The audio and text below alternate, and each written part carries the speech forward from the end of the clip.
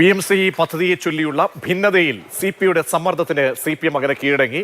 പദ്ധതിയുടെ ധാരണാപത്രം മരവിപ്പിക്കണമെന്നാവശ്യപ്പെട്ട് കേന്ദ്ര സർക്കാരിന് കത്ത് അയക്കാമെന്ന CPMന്റെ സമമായ നിർദ്ദേശം CPI അംഗീകരിച്ചതോടെയാണ് ഭിന്നത അവസാനിക്കുന്നത്. CPI മന്ത്രിമാരടങ്ങുന്ന മന്ത്രിസഭാ ഉപസമിതി വിഷയം പഠിക്കും.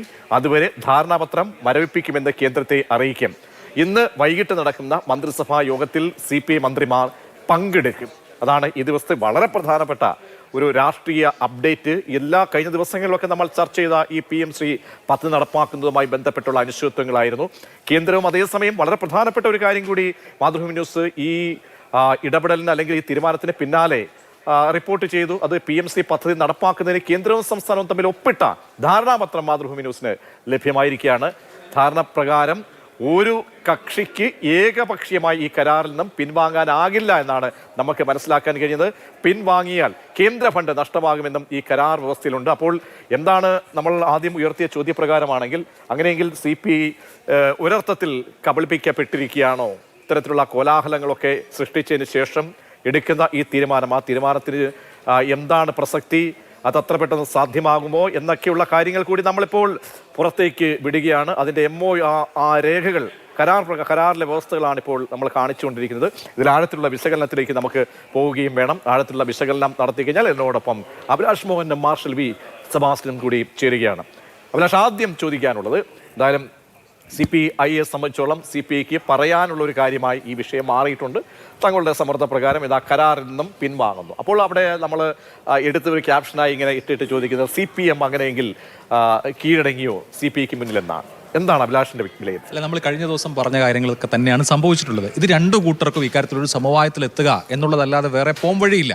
നോക്കൂ, തദ്ദേശ തെരഞ്ഞെടുപ്പുമായി ബന്ധപ്പെട്ട് താഴെത്തട്ടിൽ ഇപ്പോൾ CPI മന്ത്രിസഭയിൽ പങ്കെടുക്കേണ്ട എന്ന് അവരുടെ യോഗത്തിൽ തീരുമാനിച്ചിരുന്നു എങ്കിൽ പോലും മറ്റൊരുക്കങ്ങളിൽ CPI സജീവമായി പങ്കെടുക്കുകയായിരുന്നു. അപ്പോൾ CPI ഏതെങ്കിലും തരത്തിൽ ഈ കാര്യത്തിൽ ഒരു പുറത്തേക്കുള്ള പോക്ക് അല്ലെങ്കിൽ മുന്നണി വിടൽ എന്നൊരു ഓപ്ഷൻ ആലോചിച്ചിട്ടേ ഇല്ല എന്നുള്ളതാണ് നമ്മളതിൽ പ്രധാനമായും കാണേണ്ട ഒരു കാര്യം. പിന്നെ മറ്റൊരു കാര്യമുള്ളത്, ഈ വിഷയത്തിൽ ഇപ്പോൾ CPIയെ സംബന്ധിച്ച് CPIയുടെ മുഖ്യമായ പ്രശ്നം എന്ന് പറയുന്നത് അപമാനിക്കപ്പെട്ടു എന്നുള്ളതായിരുന്നു. അപ്പോൾ അതിന് പരിഹാരമാവുന്ന വിധത്തിൽ അവരുടെ അണികളുടെ മൊറൈലിനെ ഒരു തരത്തിൽ ബൂസ്റ്റ് ചെയ്യുന്ന വിധത്തിലൊരു തീരുമാനം ഉണ്ടാക്കൽ, അക്കാര്യത്തിൽ രണ്ടു കൂട്ടരും വിട്ടുവീഴ്ചയ്ക്ക് വഴങ്ങി എന്നുള്ളതാണ് ഇവിടെ സംഭവിച്ചിരിക്കുന്ന കാര്യം. സത്യത്തിൽ ഇതുകൊണ്ട് എന്തുണ്ടായി എന്ന് ചോദിച്ചാൽ പ്രത്യേകിച്ച് ഒന്നും ഉണ്ടായിട്ടില്ല. PM ശ്രീയുടെ ധാരണാപത്രത്തിൽ നിന്ന് പിന്മാറാൻ സാധിക്കില്ല. ഈ സമവായ ഫോർമുല 2 ദിവസം മുമ്പ് തന്നെ പറഞ്ഞതാണ് CPM. പക്ഷേ ഒരു പ്രധാനപ്പെട്ട ആവശ്യം CPI മുന്നോട്ട് വെച്ചു. അത് രേഖാമൂലമുള്ള, അതായത് കത്തൊരു കേന്ദ്ര വിദ്യാഭ്യാസ മന്ത്രാലയത്തിന് ഈ പദ്ധതി ഞങ്ങൾ മരവിപ്പിക്കുകയാണ് എന്ന് പറഞ്ഞുകൊണ്ട് ഒരു കത്ത് എഴുതണം എന്ന CPIയുടെ ആ നിലപാട് CPM അംഗീകരിച്ചു. മുഖ്യമന്ത്രി ആ നിലപാട് അംഗീകരിച്ചു. പ്രധാനപ്പെട്ട ഒരു കാര്യം, പലപ്പോഴായി നമുക്ക് ഇത്തരം വിഷയങ്ങൾ ഇനിയും തുടർന്ന് സ്വീകരിക്കേണ്ട, കാരണം CPI ഒന്നുമല്ലാത്ത രീതിയിൽ അപമാനിക്കപ്പെട്ടു. കാരണം LDF എന്ന സംവിധാനത്തിന്റെ എന്താണ് ആ സംവിധാനത്തിന്റെ പ്രസക്തി പോലും അപ്രസക്തമാകുന്ന തലത്തിലേക്ക് പോയി. അപ്പോൾ ഈ വിഷയം ചൂണ്ടിക്കാണിക്കുന്ന ഇതിന്റെ കാര്യങ്ങളൊക്കെ മാർഷലിലേക്ക് എന്തായാലും ഇതിന്റെ വ്യവസ്ഥ സംബന്ധിച്ച് നമുക്ക് അതിനു മുമ്പ് CPIയെ സംബന്ധിച്ചോളം പറയാൻ എന്തെങ്കിലും ഉണ്ടോ ഇക്കാര്യത്തിന് അപ്പുറത്തേക്ക്? അല്ല, ഇപ്പോൾ CPIയെ സംബന്ധിച്ച് CPI എടുത്ത നിലപാട് വിജയിച്ചിരിക്കുന്നു. CPIക്ക് CPIയുടെ അണികളോടും പൊതുസമൂഹത്തോടും പറയാം. അതിന് അവർക്കൊരവസരം ഉണ്ടായിരിക്കുകയാണ്. CPIയെ സംബന്ധിച്ച് ഇവിടുത്തെ അടിസ്ഥാനപരമായ പ്രശ്നം എന്താണ്? CPI ഈ വിഷയത്തിൽ എതിർ നിലപാടെടുത്തു. മന്ത്രിസഭയിൽ ഈ വിഷയം ഉന്നയിച്ചു. മന്ത്രിസഭ നയപരമായ ഒരു തീരുമാനമെടുക്കാൻ മാറ്റിയ ഈ വിഷയത്തിൽ മന്ത്രിസഭ അറിയാതെ, CPI അറിയാതെ, എന്തിന് CPIM പോലും അറിയാതെ ഒരു തീരുമാനം വിദ്യാഭ്യാസ വകുപ്പ് എടുത്തു എന്നുള്ളതാണ്. അതായത് ഒരു മുന്നണിയെ ഇരുട്ടിൽ നിർത്തി, ബിനോയ് വിശ്വം പറഞ്ഞ വാക്ക് ഞങ്ങളെ ഇരുട്ടിൽ നിർത്തി എന്നുള്ളതാണ്. അപ്പോൾ CPIയെ ഇരുട്ടിൽ നിർത്തി, പാർട്ടിയെ ഇരുട്ടിൽ നിർത്തി, മുന്നണിയെ ഇരുട്ടിൽ നിർത്തി ഒരു തീരുമാനം എന്ന് പറയുന്നത് അത് ഒരു മുന്നണി സംവിധാനത്തിൽ ഉൾക്കൊള്ളാനോ സഹിക്കാനോ കഴിയുന്ന കാര്യമല്ല. CPIയെ സംബന്ധിച്ച് CPIക്ക് ഈ നിലപാടെടുക്കുകയല്ലാതെ വേറെ വഴിയില്ല. കാരണം ഇതുപോലൊരു ഇൻസൾട്ട് CPI ഇതിനു മുമ്പ് നേരിട്ടുണ്ടാവില്ല. അപ്പോൾ സ്വാഭാവികമായും ഇക്കാര്യത്തിൽ എമിക്കബിൾ ആയിട്ടുള്ളൊരു സൊല്യൂഷൻ ഉണ്ടാവണം. അതിനവർ സന്നദ്ധമായിരുന്നു ഓർക്കണം. ഇപ്പം മന്ത്രിസഭ ഞങ്ങൾ ബഹിഷ്കരിക്കുകയാണെന്ന് ബിനോയ് വിശ്വമോ CPIയോ പ്രഖ്യാപിച്ചിട്ടില്ല. ഇന്ന് GRNൽ പറഞ്ഞല്ലോ, ഞങ്ങൾ അങ്ങനെ പറഞ്ഞിട്ടില്ല എന്ന്. അവരങ്ങനെ തീരുമാനിച്ചിരുന്നു. പക്ഷെ അത് ഒരു പ്രഖ്യാപനത്തിലേക്ക് കൊണ്ടുവരുന്നുവെങ്കിൽ, അത് പ്രഖ്യാപനത്തിലേക്ക് വന്നിരുന്നെങ്കിൽ കാര്യങ്ങൾ ഗുരുതരമായേനെ. ഇത് മാത്രമല്ല, മുഖ്യമന്ത്രിക്ക് കത്ത് കൊടുത്തിട്ടുണ്ട് CPI മന്ത്രിമാർ. അതും മുഖ്യമന്ത്രിക്ക് മന്ത്രിസഭ ഈ വിഷയം ചർച്ച ചെയ്ത് തീരുമാനിച്ച ഒരു വിഷയത്തിൽ എങ്ങനെയാണ് മന്ത്രിസഭ അറിയാതെ ഒരു തീരുമാനം എടുത്തത്? അത് മന്ത്രിസഭാ തീരുമാനത്തിന് ലംഘനമല്ലെന്ന് ചോദിച്ച് 4 മന്ത്രിമാർ മുഖ്യമന്ത്രിക്ക് കത്ത് കൊടുത്താലുള്ള പ്രശ്നം കൂട്ടുത്തരവാദിത്വം അവിടെ തകർന്നു എന്നുള്ളതാണ്. അപ്പോൾ ഇത് രണ്ടും CPI ഓപ്പണായി ഡിക്ലെയർ ചെയ്തിരുന്നുവെങ്കിൽ അതൊരു ഭരണപരമായ പ്രതിസന്ധിയിലേക്ക് തന്നെ നയിച്ചേനെ. പക്ഷേ ഈ കാര്യത്തിലൊരു സൊല്യൂഷൻ CPIയുടെ മനസ്സിലുണ്ടായിരുന്നു. അതുകൊണ്ടാണ് രണ്ടു കൂട്ടരും വിട്ടുവീഴ്ച ചെയ്തതെന്ന് ഞാൻ പറഞ്ഞത്. അതുകൊണ്ടാണ് ഇത് രണ്ട് കാര്യവും പരസ്യമാക്കാൻ CPI തയ്യാറായിരുന്നില്ല. ഒരു സമവായം ഉണ്ടാകും എന്ന് അവർക്കും അറിയായിരുന്നു. ഇന്ന് മന്ത്രിസഭാ യോഗം വൈകുന്നേരം വൈകുന്നേരത്തേക്ക് മാറ്റിയത് തന്നെ ഇന്ന് രാവിലെ ഈ സമവായം ഒരു സെറ്റിൽമെന്റിലേക്ക് പോകുമെന്ന് അറിയാമായിരുന്നു. രണ്ട് കൂട്ടരുടെ താല്പര്യങ്ങൾ സംരക്ഷിച്ചുകൊണ്ടുള്ള ഒരു സെറ്റിൽമെന്റ് ഉണ്ടായിരിക്കുന്നു എന്നുള്ളതാണ് ഇതിൽ സംഭവിച്ചത്. തീർച്ചയായും മാർഷൽ, ഈ പറയുന്ന വ്യവസ്ഥ പ്രകാരമാണെങ്കിൽ നമുക്ക് ആ PM ശ്രീയുടെ അല്ലെങ്കിൽ ആ കരാറുമായിട്ട് കരാർ വ്യവസ്ഥകളൊക്കെ നമ്മൾ വായിച്ചു നോക്കുമ്പോൾ എന്താണ് ഇങ്ങനെ ഒരു പിന്മാറ്റം ഇടയ്ക്ക് വെച്ച്, കാരണം ഇത് ഉദ്യോഗസ്ഥരാണ് പോയി അവിടെ ഒപ്പിട്ടിരിക്കുന്നത്. അപ്പോൾ അവസ്ഥൻ്റെ വ്യവസ്ഥാപിതമായ കാര്യങ്ങളിലേക്ക്, അതിൻ്റെ നടപടിക്രമങ്ങളിലേക്ക് കടക്കാൻ പോകുന്ന ഒരു ഘട്ടത്തിൽ ഇങ്ങനെ ഒരു പിൻവാങ്ങൽ എത്രത്തോളം സാധ്യമാണ് എന്നുള്ളത് നമ്മൾ പരിശോധിക്കുമ്പോൾ അതിൻ്റെ വ്യവസ്ഥകളൊക്കെ നോക്കുമ്പോൾ, കാരണം പല സംസ്ഥാനങ്ങളിൽ എനിക്ക് പഞ്ചാബ് ഉൾപ്പെടെ നമ്മുടെ മുന്നിൽ അവരൊക്കെ ആ എടുത്ത നിലപാടുകളുണ്ട്. തമിഴ്നാട്, പിന്നീട് തമിഴ്നാട് നിയമപരമായ രീതിയിൽ നീങ്ങുന്ന സാഹചര്യങ്ങളൊക്കെ ഉണ്ട്. അപ്പോൾ അതിനപ്പുറത്തേക്ക് പോയി കഴിഞ്ഞാൽ ഇപ്പോൾ ഈ പറയുന്ന പിന്മാറ്റം കരാർ മരവിപ്പിക്കുമെന്ന് CPIക്ക് നൽകുന്ന വാഗ്ദാനം അതെത്രത്തോളം സാധ്യമാണ്? അതിൽ ഞാൻ മനസ്സിലാക്കുന്ന ഒരു കാര്യം, ഇപ്പോൾ CPIയുടെ കേന്ദ്രങ്ങളിൽ നിന്നാണ് വാർത്ത വന്നിരിക്കുന്നത്.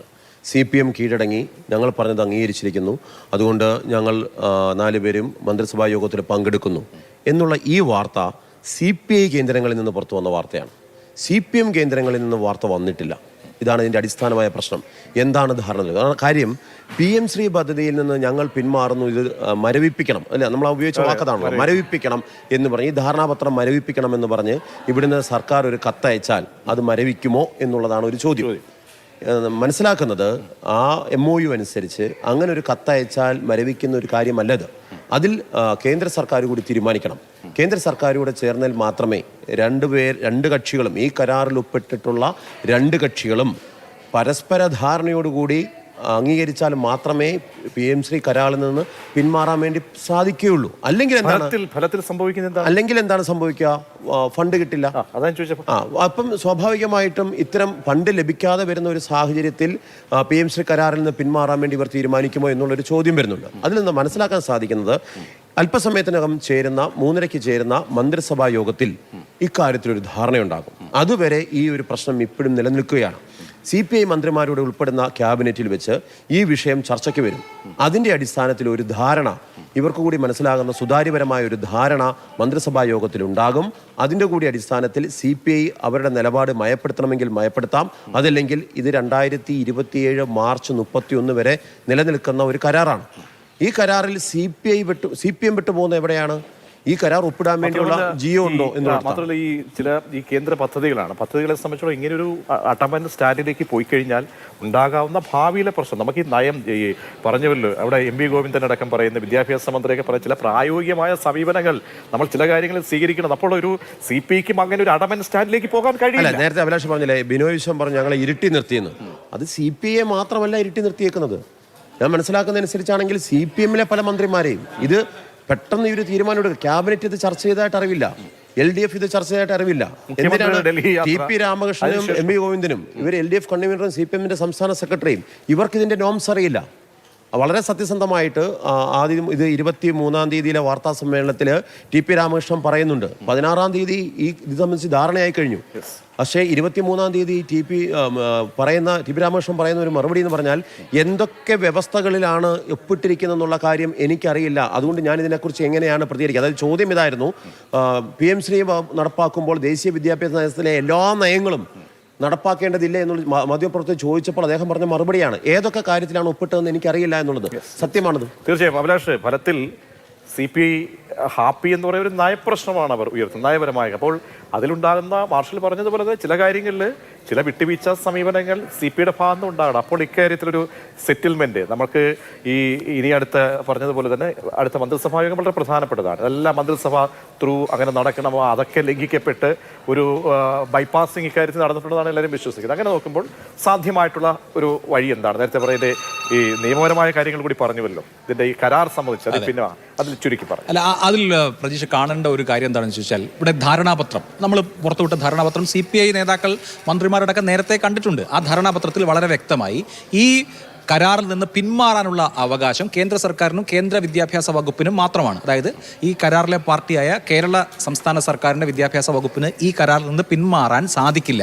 പക്ഷേ സാധിക്കുന്ന ഒരു കാര്യമുണ്ട്. ഇങ്ങനെ ഒരു MOU ഒപ്പിട്ടു. ഈ MOU ഒപ്പിട്ട് PM ശ്രീ പദ്ധതി നടപ്പാക്കേണ്ടത് ഏത് സ്കൂളുകളിലാണ്? പൊതുവിദ്യാഭ്യാസ വകുപ്പിന് കീഴിലുള്ള സ്കൂളുകളിലാണ്. കേന്ദ്ര സ്കൂളുകളിൽ ഓൾറെഡി തന്നെ PMശ്രീ നടപ്പാക്കുന്നുണ്ട്. ഇപ്പോൾ നവോദയ സ്കൂളുകളിലും KVകളിലും കേന്ദ്രീയ വിദ്യാലയങ്ങളിലും തെരഞ്ഞെടുക്കപ്പെട്ട സ്കൂളുകളിൽ ഇതിനോടകം തന്നെ PMശ്രീ പദ്ധതി നടപ്പാവുന്നുണ്ട്. അപ്പോൾ ഇനി PMശ്രീ, അതായത് ഇപ്പോൾ ഈ ധാരണാപത്രം ഒപ്പിട്ടിരിക്കുന്നത് കേരളത്തിലെ പൊതുവിദ്യാഭ്യാസ വകുപ്പിന് കീഴിലുള്ള സ്കൂളുകളിൽ ഒരു ബ്ലോക്കിൽ നിന്ന് 2 എണ്ണം വെച്ച് നടപ്പാക്കാനാണ്. ആ സ്കൂളുകൾ ഏത് എന്നത് സംബന്ധിച്ച സെലക്ഷൻ പ്രക്രിയ, സ്കൂളുകളുടെ ലിസ്റ്റ് കൊടുക്കൽ, തെരഞ്ഞെടുപ്പ് തുടങ്ങിയ കാര്യങ്ങൾ പൊതുവിദ്യാഭ്യാസ വകുപ്പ് ചെയ്തില്ല എങ്കിൽ ഇതൊരു ധാരണാപത്രം മാത്രമായി അവശേഷിക്കും. ഇതൊരു ധാരണ, അതേസമയം തന്നെ ഫണ്ട് കിട്ടത്തില്ല, നടപ്പായെങ്കിൽ മാത്രമേ ഫണ്ട് കിട്ടൂ എന്നുണ്ട്. അപ്പോൾ ഇതൊരു ധാരണാപത്രം മാത്രമായി മുന്നോട്ട് പോവുക. ഇനി ഒരു സമവായം ഉണ്ടാവുന്നത് വരെ ഇതിൽ നടപടികളൊന്നും ഉണ്ടാവില്ല. ഇതാണ് സംഭവിക്കുന്നത്. അല്ല, ഇതിന്റെ രാഷ്ട്രീയം എന്ന് പറയുന്നത് CPIയെ സംബന്ധിച്ച് CPI മുറിവേറ്റവരായിരുന്നു. CPI ഞങ്ങളൊരു നിലപാടെടുത്ത് ഇടത് നയം ഉയർത്തിപ്പിടിച്ച് ആ നിലപാട് വിജയിപ്പിച്ചു. ഞങ്ങളോട് കൺസൾട്ട് ചെയ്യാതെ ഞങ്ങളെടുത്ത ആ നിലപാട്, ഞങ്ങളോട് പറയാതെ എടുത്തിട്ടുള്ള നിലപാട് തിരുത്തിച്ചു. ഞങ്ങളൊരു തിരുത്തൽ ശക്തിയായി നിൽക്കുന്നു എന്ന് സ്വന്തം അണികളെയും പൊതുസമൂഹത്തെയും ബോധിപ്പിക്കാൻ CPIക്ക് കഴിയും. CPMനെ സംബന്ധിച്ച് ഒരു തെരഞ്ഞെടുപ്പ് അടുത്ത് നിൽക്കുന്ന സാഹചര്യത്തിൽ മുന്നണിയെയും മന്ത്രിസഭയിലും പ്രതിസന്ധിയിലാക്കാതെ ഇരിക്കാനുള്ള ഒരു സ്റ്റെപ്പ് പുറകോട്ടുള്ള സമീപനം അവരും സ്വീകരിക്കുന്നു. 1-1 എന്നുള്ള നിലയിൽ സമനിലയിൽ പിരിഞ്ഞു എന്ന് നമുക്ക് പറയാം.